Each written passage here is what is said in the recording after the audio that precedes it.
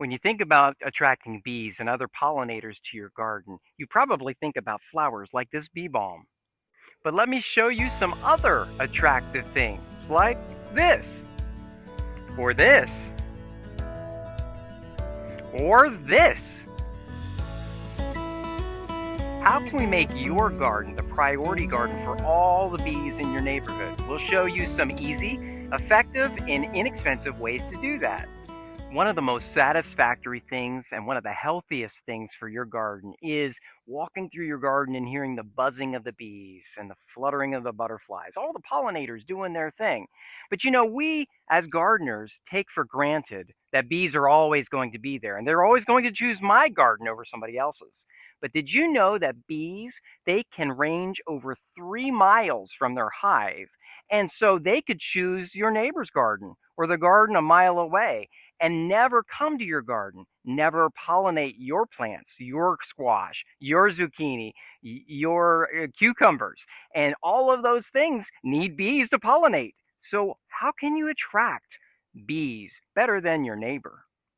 Something to consider when trying to attract bees is to make sure that you have a full coverage through the spring and the summer of flowering plants. For example, you may want to consider to have things that start early in the season like forsythia and maybe redbud on your property, somewhere where the bees can start because they do start early in the spring. And then that may graduate to pear trees and apple trees that are flowering a little later into the spring. And then, of course, you just get a lot warmer and you start having flowering privet and things like this crepe myrtle that start growing beautifully and flowering out, and the bees are attracted to that. And then maybe later on you have butterfly bushes and chase bushes and different things that just attract bees all year round. The point is you want coverage through the spring, the summer, and the fall so that bees want to come to your property, your homestead, every day.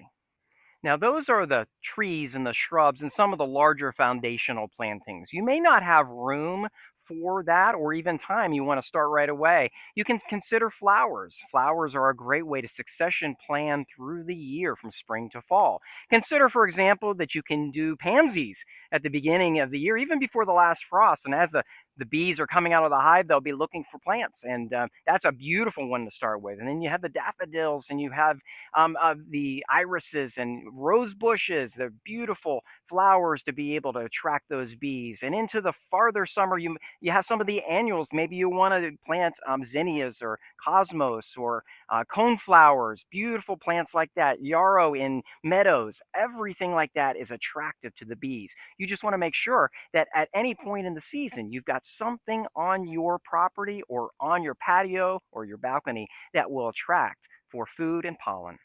Okay, so now we've come to the point where I'm showing you what this thing is at the beginning of the video. This is a bird bath, but I don't use it as a bird bath. This I've set up as a bee bath. We don't think about it very often, but one thing that attracts bees is water. Think about your pool deck or your community pool where the cement gets wet when people get in and out of the pool and all those little footprints. The bees are attracted to that dampness, that wetness, and they are attracted to that in the wild as well. So one way to attract a bee would be to have some sort of a water source. Bees don't like standing water, but they really do like something that they can put their feet in that's damp and they drink that way. So what I've put together here is a bird bath that I'm going to fill with water on one side, and that water is going to soak up into the sand, kind of like the edge of a beach when the tide is rolling in. And this water here will stay damp, and the bees can come and land on this. Another nice thing about this is it's about 2 feet tall, and bees like to fly close to the ground because a lot of these flowers here in our flower meadow are small and short, and they are in that area anyway. So they can land on this, they rest, and they drink. I've added some rocks here to divide the deep water that I'm going to pour this in from the sand. And notice how that's wicking up there. That's what I want. I want that to be wicked up. And that will stay damp. And of course, when it rains, it will fill back up. If it is a period of time where it hasn't rained in a while or something like that, you may want to do what I've just done and add with your watering can. But you will see bees occasionally come in and want to drink from this area here. The rocks, the sand, they're all damp, but not standing water. Of course, Our bee bath is in our flower meadow, our wildflower meadow, which is about a quarter acre. But if you have a small garden, maybe a patio garden, container garden, or even something on your balcony, this will work just as well. You can do a bee bath by just having a little shallow dish of water. Put a little sand in it, a couple of rocks, or something like that. Just keep it to the point where there's water standing, but there's also water wicking on those things and keeping it damp. You will find that bees will really appreciate that.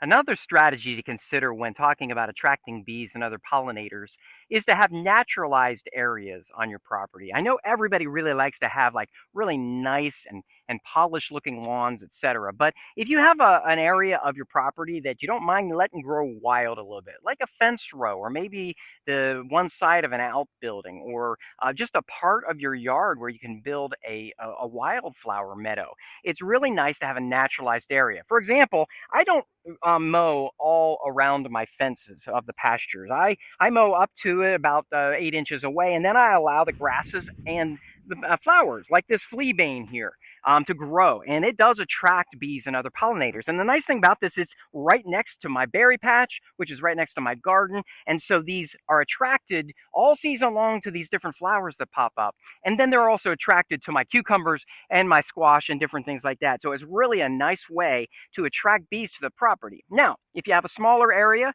you may again want to consider potted plants through the season. And rotate through those, especially things that just have really bright blooms. Those will attract the bees a lot. Naturalization, though, if you have a lot of property, is really good. Now, I can't stress strongly enough how important it is to get in early in the spring. And what I mean by that is to make sure that as the bees are waking up and the hive is waking up, as the frosts are leaving and the temperatures are warming and these flowers are blooming, you want to make sure that you have some sort of flowers available. Potted flowers are great for that, annuals that you can start inside and have ready to go at a moment's notice. Buy them at the big box store if you want and put pansies or petunias in pots and use those. But it's real important to get in early. Now, if you're watching this in midsummer for the first time and these ideas are new to you and you feel like you missed it, you haven't. You just go ahead and get some flowers and start from now. But maybe in the spring, consider some really early flowers. One thing I do is I don't mow really early in the spring to start. And we have wild violets that come up in the yard. And it's wonderful because, first of all, I save gas not mowing with my gas mower. But the second thing is those flowers are beautiful and they attract bees right offhand. In March and early April, there are bees buzzing all over the place. We are the priority garden in the neighborhood. I hope that you have wonderful crops of cucumbers and zucchini and squash and all the things that you love to grow this season. Of course, we know that pollinators are one of the most important things to be able to have an abundant harvest. And so I hope these helpful hints today and all of the flowers that you grow in the garden will lead you to that point. As always, blessings from our homestead to yours.